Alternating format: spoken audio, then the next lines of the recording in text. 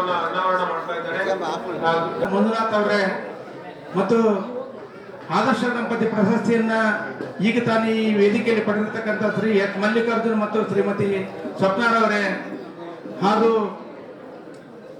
Santosh Chavan sir ಅವರೇ ಮತ್ತು ವೇದಿಕೆ ಮೇಲೆ ಇರ್ತಕ್ಕಂಥ ಎಲ್ಲ ಗಣ್ಯಮಾನ್ರೆ, ಇವತ್ತು ಎಲ್ಲರೂ ಸವಿಸ್ತಾರವಾಗಿ ಪತ್ರಿಕಾ ರಂಗ ಹೇಗೆ ಕಾರ್ಯನಿರ್ವಹಿಸುತ್ತದೆ, ಯಾವ ರೀತಿ ನಮ್ಮ ಇಡೀ ದೇಶ ಮತ್ತು ರಾಷ್ಟ್ರ ವ್ಯಾಪ್ತಿಯಲ್ಲಿ ಯಾವ ರೀತಿ ಕಾರ್ಯನಿರ್ವಹಿಸುತ್ತೆ ಅನ್ನೋದ್ರ ಬಗ್ಗೆ ಎಲ್ಲರೂ ಸವಿಸ್ತಾರವಾಗಿ ಹೇಳಿದ್ದಾರೆ. ಮೇಡಮ್ ಅವರು ಕೂಡ ಅದ್ಭುತವಾಗಿ ಮಾತಾಡೋದ್ರು. ನಮ್ಮ ಕೋಡಳ್ಳಿ ಭೀಮಣ್ಣರು ಕೂಡ ಬಹಳ ಒಂದು ವಿಶೇಷವಾದ ನೋಡಿ, ಈ ಪತ್ರಕರ್ತರ ಬಗ್ಗೆ ಯಾವ ರೀತಿ ಪತ್ರಕರ್ತರು ಯಾವ ರೀತಿ ಮಾತಾಡ್ಬೇಕು, ಯಾವ ರೀತಿ ಬರೀಬೇಕು, ಯಾವ ರೀತಿ ನಾವು ಅಳವಡಿಸಿಕೊಳ್ಳಬೇಕು ಅನ್ನೋದ್ರ ಬಗ್ಗೆ ಬಹಳ ನೀಟಾಗಿ ಎಲ್ಲರಿಗೂ ಹೇಳಿದ್ದಾರೆ. ಈಗ ಪತ್ರಿಕಾ ಮಾಧ್ಯಮಗಳಿಗೆ ನಾನೊಂದು ಕಿವಿ ಮಾತಿನ ಕಾರ್ಯಕ್ರಮಗಳು ರೇಡಿಯೋಲಿ ಬರ್ತಾ ಇದ್ವು.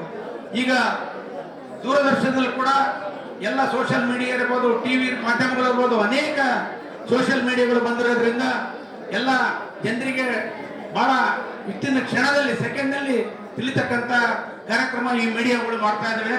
ಸಮಾಜದ ಕನ್ನಡಿ ಸರ್ಕಾರದ ತಪ್ಪುಗಳನ್ನು ಎಡವಿ ತೋರಿಸುತ್ತಾ ಜನಸಾಮಾನ್ಯರ ಸಮಸ್ಯೆಗಳಿಗೆ ಧ್ವನಿಯಾಗುವ ಮೂಲಕ ಮಾಧ್ಯಮವು ಸಮಾಜವನ್ನು ಜಾಗೃತವಾಗಿರ್ತಕ್ಕಂಥ ಕಾರ್ಯಕ್ರಮವನ್ನ ಈ ಪತ್ರಿಕಾ ಮಾಧ್ಯಮದವರೆಲ್ಲ ಮಾಡ್ತಾರೆ.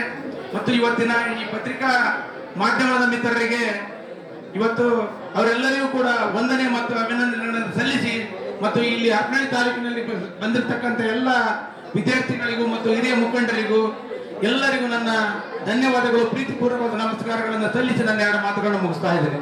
ಜೈ ಹಿಂದ್, ಜೈ ಕರ್ನಾಟಕ ಮಾತು. समाज सेवक प्रशस्ति स्वीकरिಸಿ वीडियोस बनाने हैं फिल्मोरा है ना।